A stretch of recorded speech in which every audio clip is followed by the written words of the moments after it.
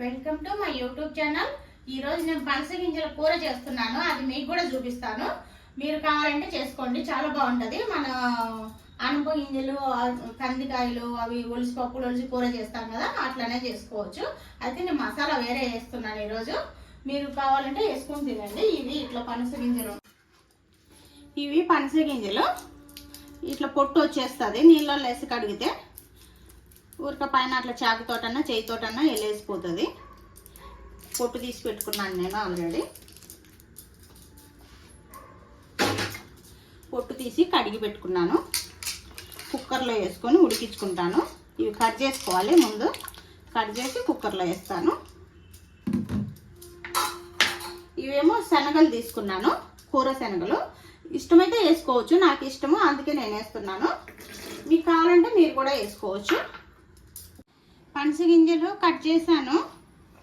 Cut చేసిన పనస గింజలు కుక్కర్లో వేసుకుందాం.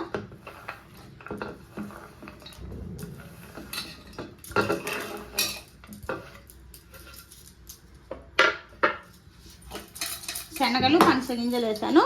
మీరు కావాలంటే బఠానీ కూడా వేసుకోవచ్చు, లేదంటే ఏం లేకుండా కూడా పనస గింజలు చేసుకోవచ్చు. నీళ్ళు వేసి ఉప్పు వేసి ఉడకబెట్టాలి.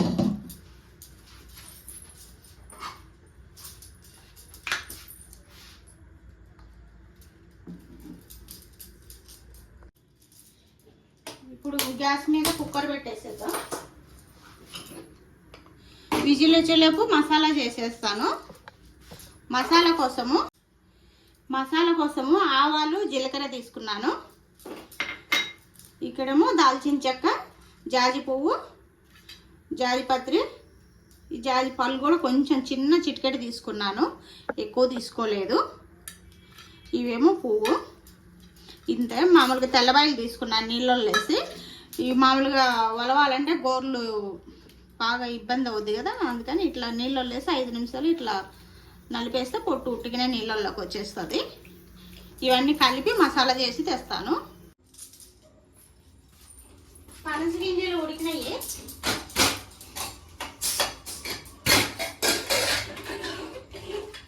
వీటిని మూత తీసి వడగట్టుకోవాలి.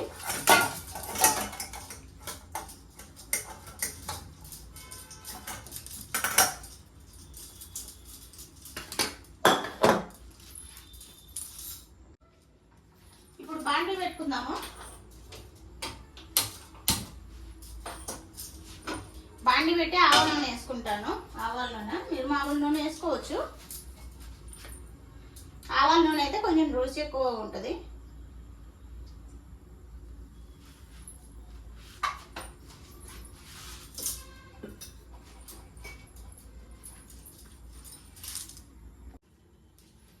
ఇప్పుడు ఉల్లిగడ్డ ఒకటి పెద్దది కోసి కట్ చేసి ఉంచుకున్నాను. చిన్న చిన్న ముక్కలు వేయించుకోవాలి.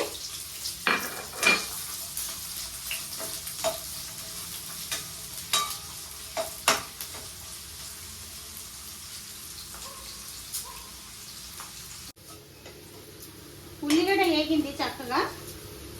ఇప్పుడు పనస గింజలు వేసి వేయించుకున్నాను.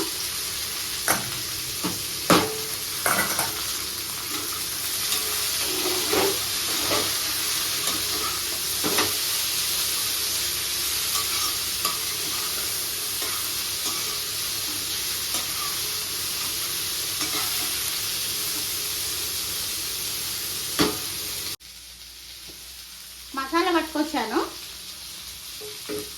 అదేనండి ఆవాల మసాలా, జీలకర్ర, ఆవాలు, తెల్లగడ్డలు.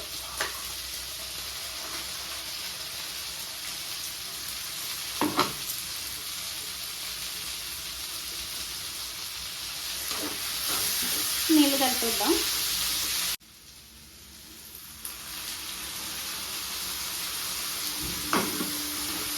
కొంచెం తెల్లగాయ వాసన పోయే వరకు వేయించుకుందాము.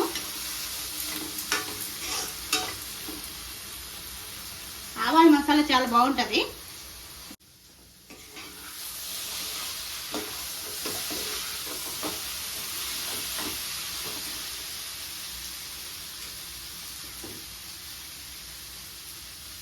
వేసుకుంటున్నా నల్ల ఉప్పు,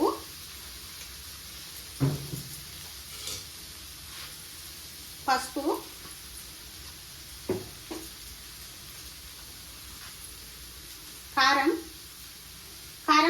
తక్కువ వేసుకుంటేనే బాగుంటుంది ఇందులో.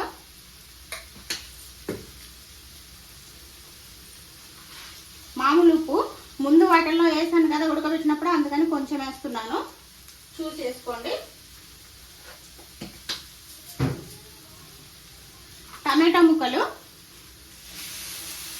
2 టమాటాలు పెద్దవి కోసాను.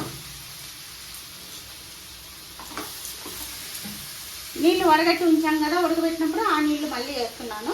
ఆ నీళ్ళు వేస్తే ఫ్లేవర్ వస్తుంది మంచిగా.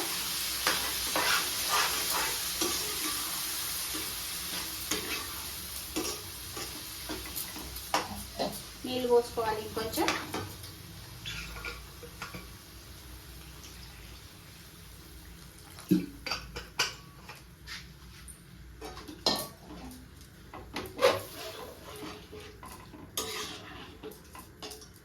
ఈ టమాటో ముక్కలన్నీ ఉడికి దగ్గర పడేదాకా ఉడికించుకుందాం. చిక్కబడాలి, దగ్గరికి రావాలి పులుసు, చాలా బాగుంటుంది. ఈ దగ్గర పడిన తర్వాత ఇంకో కొన్ని మసాలాలు వేసి చూపిస్తాను. ఇప్పుడు మూత పెట్టి ఉడికించేస్తాను. కూర రెడీ అయిపోయింది. ఇప్పుడు కొంచెం ధనియా పొడి వేస్తున్నాం, 1 స్పూను. క్రీమ్ వేసుకుంటున్నా, నాకు క్రీమ్ ఇష్టము. క్రీమ్ వేస్తే చాలా రుచిగా ఉంటుంది కూర. నేను ఇంట్లో చేసుకున్నాను ఈ క్రీము. ఇది కావాలంటే రమాదేవి కుకింగ్లో ఉంది, అక్కడికి వెళ్ళి చూడొచ్చు. ఆ ఛానల్లో పెద్ద వీడియోలు ఉన్నాయి అన్నీ.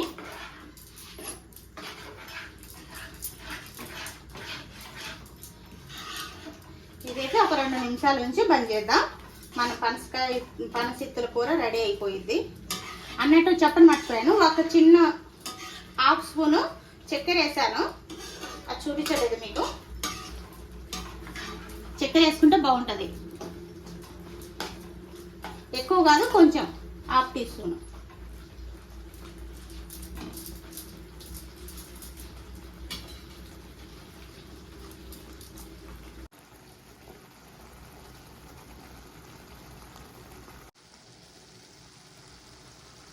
ఇదంటే మన పనస గింజల కూర చాలా బాగుంటుంది. అన్నంలోకి, రోటీల్లోకి, పూరి, దేంట్లోకైనా తినొచ్చు.